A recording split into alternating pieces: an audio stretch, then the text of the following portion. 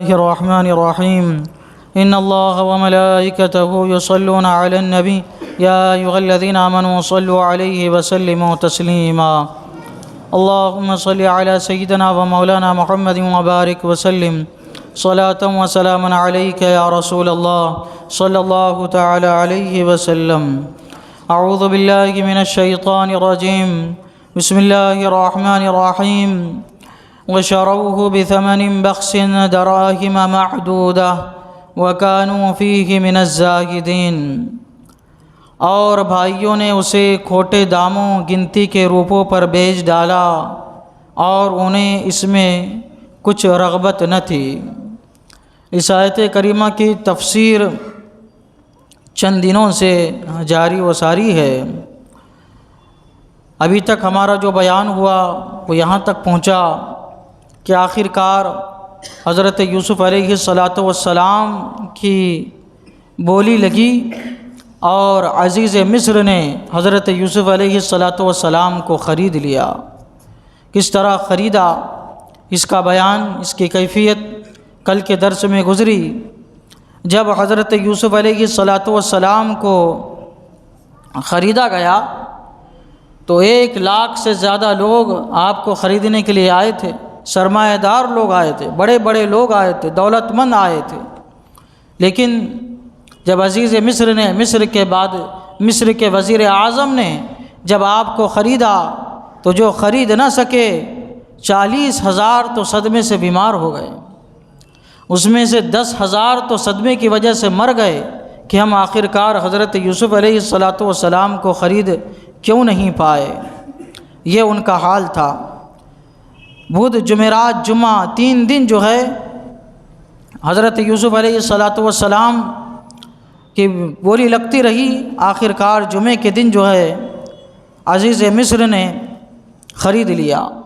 خریدنے کے بعد وہ اپنے محل لے گیا، وزیر اعظم اپنے شاہی محل میں لے گیا اور حضرت زلیخا کو جا کر اس نے سپرد کیا۔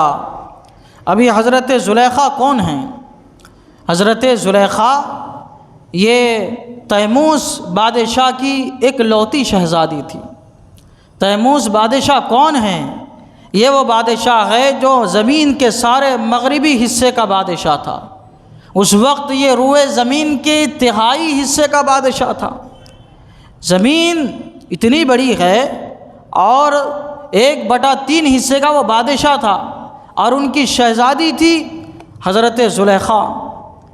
یہ بھی حسن میں بے مثل و بے مثال تھی۔ مصر میں اور مضافات میں ان کے حسن و جمال کا کوئی جواب نہیں تھا۔ جس طرح حضرت یوسف علیہ السلام کا حسن تھا، اللہ تعالیٰ نے ان کو بھی حسن سے نوازا تھا، لیکن ان کا حسن کم تھا۔ حضرت یوسف علیہ السلام کا حسن ان سے 1 لاکھ گنا زیادہ تھا۔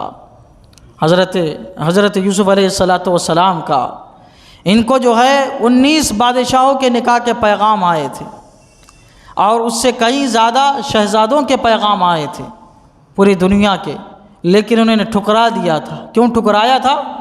ان کو خواب میں دکھایا گیا تھا عزیز مصر ہے، مصر کا وزیر اعظم ہے، یہ تمہارے لیے ہے اور تم اس کے لیے ہو۔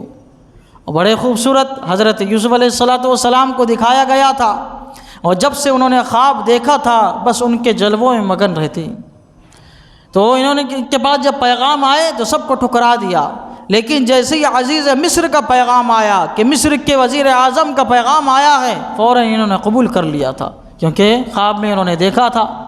لیکن جب نکاح ہوا، منہ دکھائی ہوئی، تو یہ فوراً جو ہے صدمے میں آ گئی اور خودکشی کرنے پر آمادہ ہو گئی۔ تو ان کے لونڈیوں نے ان کو سمجھایا کہ جو مصر کا جو بادشاہ ہے، کیونکہ جن کو انہوں نے خواب میں دیکھا تھا عزیز مصر کو، یہ تو وہ نہیں ہے، کوئی اور ہے۔ تو لونڈیوں نے ان کو کہا کہ آپ خودکشی نہ کیجیے، آپ صدمے میں نہ آئیے، یہ جو عزیز مصر ہے، مصر کا جو وزیر اعظم موجودہ ہے، یہ عنین ہے، یعنی یہ نامرد ہے، یہ عورتوں کے پاس نہیں جاتا ہے، بس یہ بادشاہ ہے۔ تو اس نے کیا کیا ہے؟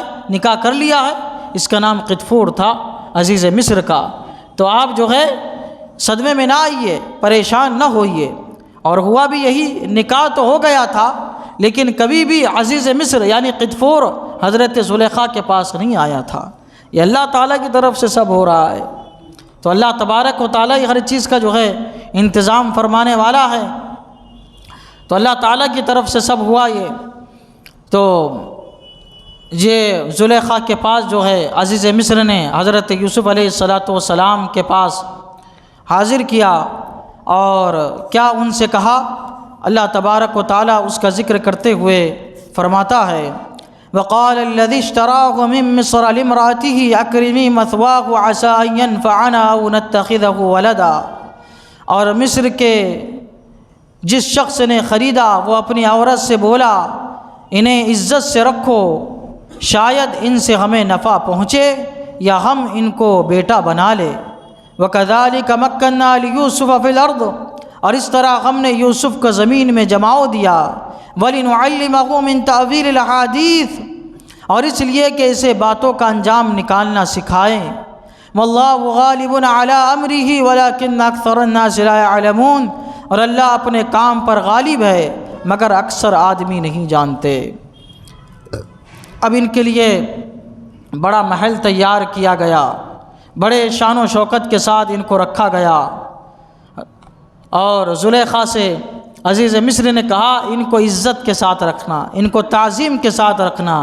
اس نے ایسا کیوں کہا کہ ان کو عزت کے ساتھ رکھنا؟ حالانکہ یہ غلام ہیں، غلام کی عزت نہیں کرتے تھے، لیکن پھر بھی کہا جا رہا ہے کہ ان کو عزت کے ساتھ رکھنا، اس لیے کہ یہ عزیز مصر دیکھ چکا تھا یہ کوئی معمولی غلام نہیں ہے، بلکہ یہ بڑا فضیلت اور شرف والا غلام ہے، یہ کوئی معمولی غلام نہیں ہے، یہ آئندہ چل کر حکومت کے معاملے میں میرا مشیر ہونے والا ہے، اور اس کے مشوروں پہ میں حکومت چلانے والا ہوں۔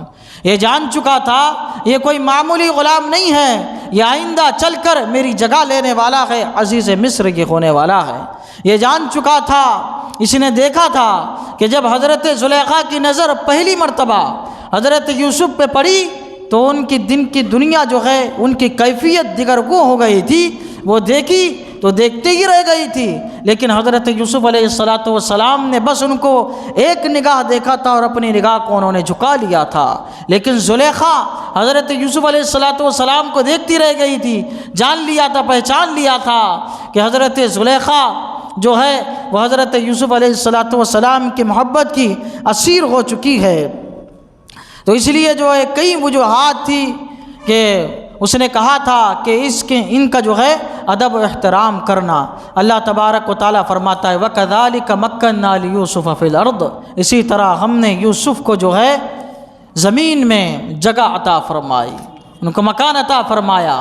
اب آپ دیکھیے حضرت یوسف علیہ السلام کیسی کیسی مشکلات سے گزرے کہ آپ کو اپنے والد سے جدا کر دیا گیا، آپ کو آپ کے بھائیوں نے گھسیٹا، آپ کے بھائیوں نے دھکے دیا، یہاں تک کہ آپ کو قتل کرنے پر آمادہ ہوئے، یہاں تک کہ آپ کے کپڑے نکال کے گہرے کنویں میں آپ کو ڈال دیا، یہاں تک کہ آدمی کے ہاتھ میں غلام بنا کے آپ کو چند درہموں کے بدلے میں بیچ ڈالا، اور اس کے بعد پھر اس آدمی نے مالک نے جو ہے وہ ایک حبشی غلام کے سپرد کیا، حبشی غلام نے تماچے لگائے اور آپ کو پاؤں کے بل گھسیٹا، یہاں تک کہ آپ کو 9 دن تک تقریباً جو ہے وہ بھوکا رکھا گیا، پیاسا رکھا گیا، آپ کا کوئی پرسان حال نہیں تھا۔ ان مشکلات سے اللہ تبارک و تعالیٰ نے گزارا، ان آزمائشوں سے اللہ تبارک و تعالیٰ نے آپ کو گزارا، لیکن آج ایسا مقام آیا ہے کہ آپ کو اللہ تعالیٰ نے پورے مصر میں، مضافات مصر میں ایسی عزت عطا فرمائی کہ آپ کی ایک جھلک کو دیکھنے کے لیے لوگ 2 دینار تک خرچ کرنے کے لیے تیار ہو گئے تھے، یعنی آج کے دور کے 50,000 روپیے بس آپ کو ایک دیدار کی جھلک پانے کے لیے لوگ دینے کے لیے تیار ہو گئے تھے، اور آپ کی بولی دنیا کا سب سے بہترین سودا تھا، آپ کے وزن کے برابر جو ہے وہ سونا دیا گیا، آپ کے وزن کے برابر چاندی دی گئی، آپ کے وزن کے برابر جو ہے وہ یاقوت دیا گیا، آپ کے وزن کے برابر زبرجد دیا گیا، آپ کے وزن کے برابر ریشم دیا گیا، آپ کے وزن کے برابر کافور یہ قیمت لگائی تھی عزیز مصر نے، یہ دنیا کا سب سے مہنگا سودا تھا، یہاں تک کہ اس نے جو ہے اپنا سارا سامان خزانہ جو ہے حضرت یوسف علیہ السلام کے لیے خالی کر دیا تھا۔ یہ عزتیں اللہ تبارک و تعالیٰ نے حضرت یوسف علیہ السلام کو عطا فرمائی، اور حضرت یوسف علیہ السلام اب شاہی محل میں آئے۔ پتہ کیا چلا، انسان کو عزت، شہرت اور بڑے مناصب یوں ہی عطا نہیں ہوتے، اللہ کے نیک بندے ہیں، اللہ کے نیک بندے کیا، اللہ کے نبی ہیں، ان کو بھی جب مقام مرتبے حاصل ہوا کرتے ہیں پہلے آزمائش سے گزرنا پڑتا ہے، اور ان آزمائشوں میں جب یہ کامیاب ہوتے ہیں تو اللہ تبارک و تعالیٰ ان کو ایسے مقام و مرتبے عطا فرماتا ہے۔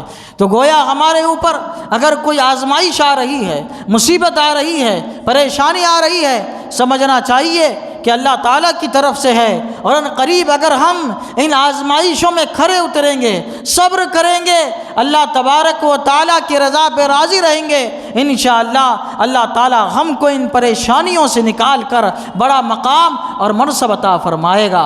اللہ تعالیٰ فرماتا ہے وَمَن يَتَّقِ اللَّهَ يَجْعَل لَّهُ مَخْرَجًا، جو اللہ سے ڈرتا ہے اللہ تبارک و تعالیٰ مشکل سے نکلنے کے لیے راستے ہموار فرما دیتا ہے۔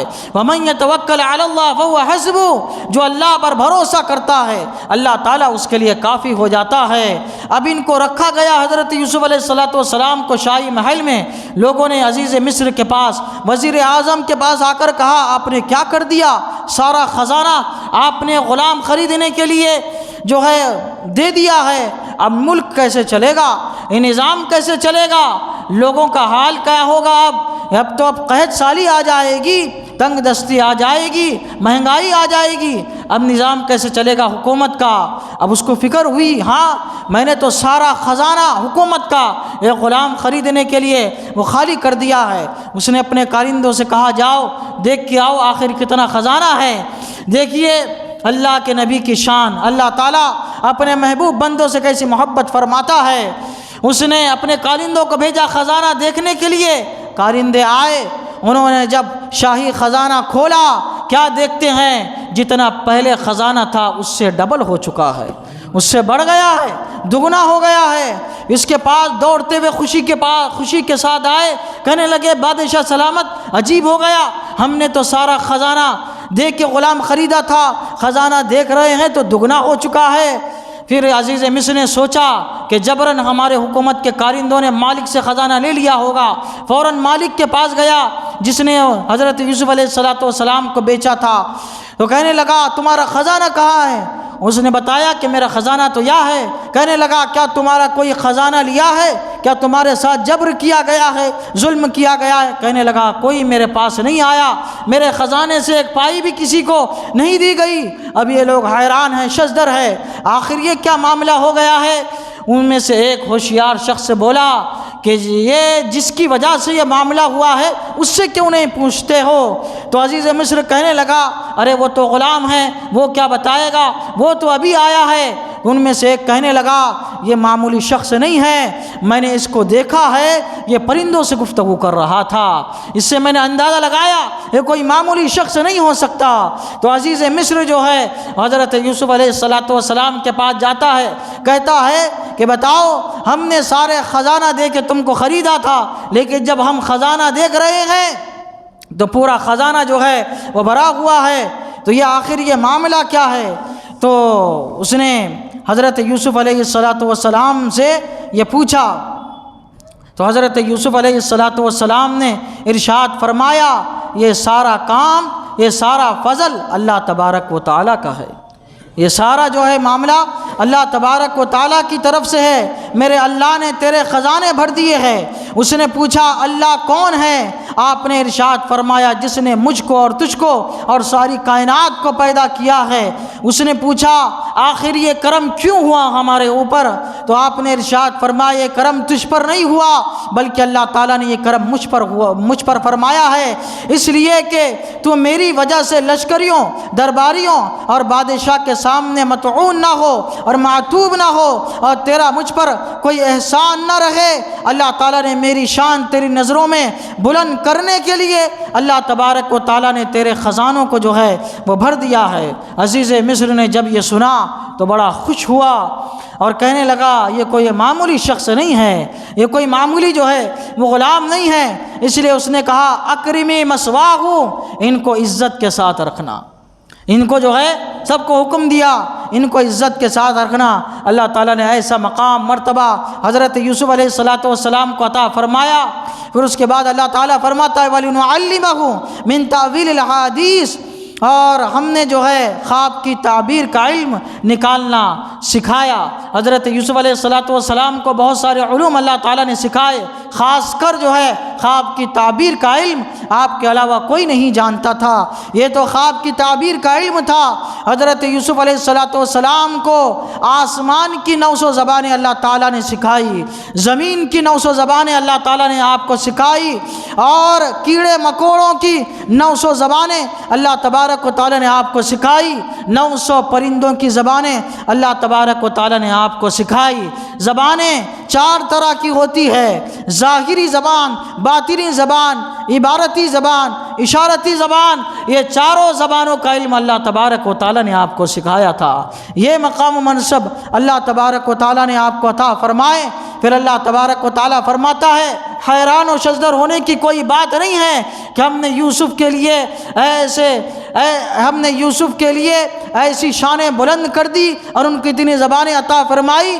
ہم لوگ جب سنیں گے اور سوچیں گے حیران و شزدر ہوں گے واللہ کی کیا شان ہے، تو اللہ تبارک و تعالیٰ فرماتا ہے ایسی باتیں سن کے حیران نہ ہو، یہ دیکھو کہ کرنے والا کون ہے، کرنے والا کون ہے۔ واللہ غالب علی امرہ ولکن اکثر الناس لا یعلمون۔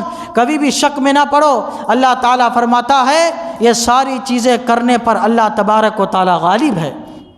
یہ مت دیکھو کہ یہ کیسی چیزیں ہو رہی ہے، یہ دیکھو کرنے والا کون ہے۔ اللہ تعالیٰ فرماتا ہے اللہ اپنے کام پر غالب ہے، ولیکن اکثر الناس لا یعلمون، لیکن اکثر آدمی یہ نہیں جانتے ہیں۔ اللہ تعالیٰ سب کچھ کر سکتا ہے۔ اللہ تعالیٰ کی بارگاہ میں دعا ہے قرآن شریف سیکھنے سمجھنے اور اس کے مطابق ہم سب کو اپنی زندگی گزارنے کی توفیق عطا فرمائے۔ اشہد ان لا الہ الا اللہ واشہد ان محمدا عبدہ ورسولہ، صلی اللہ تعالی علی سیدنا محمد وعلی آلہ وصحبہ اجمعین برحمتک یا ارحم۔